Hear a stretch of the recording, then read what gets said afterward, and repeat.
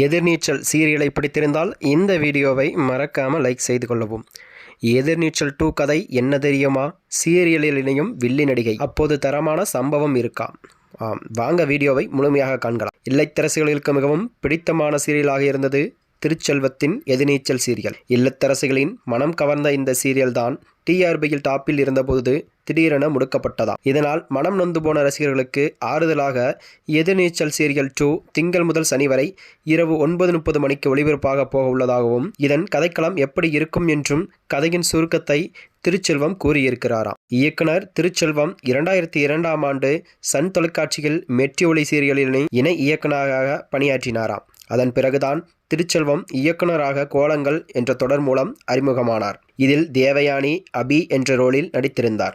ரசிகர்களின் மனம் கவர்ந்த இந்த தொடரானது 2003ஆம் ஆண்டு தொடங்கி 2009ஆம் ஆண்டு வரை முடிவடைந்ததாம். மிகப்பெரிய அளவில் ஹிட் கொடுத்த இந்த தொடருக்காக பல விருதுகளையும் அவர்கள் வாங்கியிருக்கிறார் என்றும் குறிப்பிடத்தக்கது. அதன் பின்தான் அள்ளி ராஜ்யம், மாதவி, பொக்கிஷம், சித்திரம் பேசுதடி, கைராசி குடும்பம் போன்ற பல சூப்பர் ஹிட் சீரியல்களிலும் இயக்கினார்களாம்.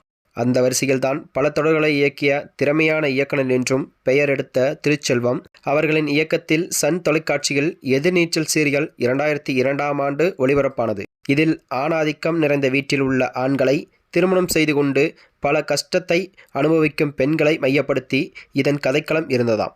இது டிஆர்பியில் முதல் இடத்தில் இருந்த இந்த சீரியலில் குணசேகரன் கதாபாத்திரத்தில் நடித்து வந்த மாரிமுத்து இறந்ததைத் தொடர்ந்து அந்த கதாபாத்திரத்தில் வேலராமமூர்த்தி நடித்திருக்கிறாராம். ஆனால் அதுவரைக்கும் ஆதி குணசேகரனாக இருந்த கேரக்டர் வேலராமமூர்த்திக்கு வித்தியாசமாக இருந்தால் டிஆர்பியில் சற்று சறுக்கல் ஏற்பட்டதைத் தொடர்ந்து ஜூலை மாதத்தோடு சீரியல் முடிவடைந்ததாம். இதனைத் தொடர்ந்துதான் நாளையிலிருந்து எதிர்நீச்சல் 2 இரவு 9:30 மணிக்கு ஒளிபரப்பாகியுள்ளது.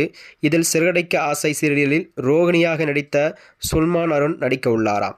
அவர் வில்லியாக நடிக்கப் போகிறாரா அல்லது பாசிட்டிவ் கேரக்டரில் வரப்போகிறாரா என்பது தெரியவில்லை என்றும் மக்கள் மத்தியில் கூறப்பட்டு வருகிறது. இதனைத் தொடர்ந்துதான் இதன் கதை குறித்து பேசிய திருச்செல்வம் மக்கள் எதிர்பார்த்தபடி அவர்களுடைய ஆதங்கத்தை பூர்த்தி பண்ணுங்க விதமாக எதிர்நீச்சல் 2 சீரியலின் கதைக்களம் இருக்கும். வெவ்வேறு குடும்பம் இருந்து வந்த பெண்கள் ஒரு வீட்டாக மருமலாக வந்த பிறகு அவர்களுடைய கனவுகள் அனைத்தும் புதைக்கப்பட்ட நிலையில்தான் ஒரு பெண் தன்னுடைய கனவுகளை யாருக்காகவும் எதற்காகவும் கைவிடக்கூடாது என்ற தைரியத்தையும் எதிர்நீச்சல் 2 நிச்சயம் சொல்லும் என்றும் அவர் அதில் கூறியிருக்கிறார். அதனைத் தொடர்ந்துதான் ஜனனி கதாபாத்திரம் என்னவென்றால், படித்துவிட்டு சுயமாக சம்பாதிக்க முடியாமல் அவஸ்தைப்படும் ஒவ்வொரு இல்லத்தரசிகளின் வாழ்வாதாரத்தை மேம்படுத்தும் விதமாக அவர்களுக்கு ஊக்குவிக்கும் விதமானதான் ஜனனி ஒரு ஸ்டாராக இருக்கப் போகிறாராம்.